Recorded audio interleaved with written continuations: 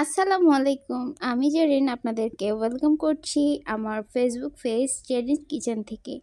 আজকে অনেক দিন পর আপনাদের সাথে একটা নতুন ব্লগ ভিডিও নিয়ে হাজির হয়ে গিয়েছি। তো এটা স্পেশালি আমাদের কোরবানির ঈদের ব্লগ। তো আ যেহেতু ঈদ সেহেতু একটু ভাবলাম যে একটু ছোটোখাটো একটা ব্লগ করি। তো প্রথমেই দেখতে পেলেন যে আমাদের যে গরুটা কেনা হয়েছিল সেটা।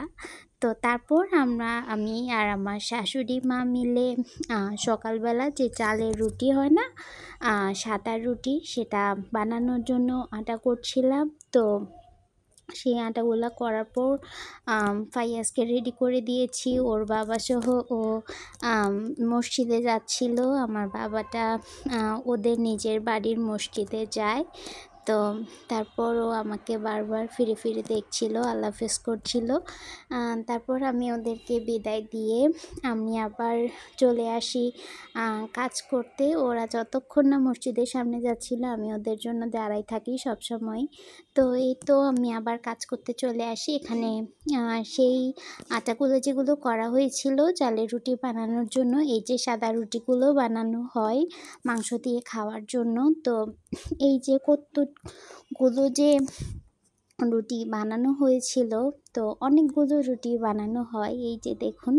তো যেহেতু আমাদের জয়েন্ট ফ্যামিলি অনেক মানুষ, আমার যা আছে 2টা, তারপর আমার ভাসুর, তারপর দেবর, শ্বশুর শাশুড়ি, আবার গ্রামের মানুষ তো আছেই। তো আমি যেহেতু ছোট বউ, তো আমি সেহেতু একটু আমার যাদের সাথে মিলেমিশে কাজ করছিলাম। আমার যারা অনেক কাজ করেছে। তো এদিকে এই যে মাংস কাটা হয়ে গিয়েছিল। তো আমার ননাস আছে বাড়িতে। তো আমার ননাস আমাদেরকে কাজে আমাদের সাথেও হেল্প করছিল। ননাস মাংস ম্যারিনেট করছিল তো মাংস রান্নার জন্য। তো এদিকে আবার যারা মাংস কাটছিল আমি এসে একটু দেখছিলাম যে সবাই মিলে কীভাবে মাংস কাটছে। এই যে সব আলাদা করে লোক রাখা হয়। তো এই যে নামাজ থেকে এসে ফাইয়াজের ড্রেস চেঞ্জ করে দিয়ে ও আবার খেলাধুলা করে।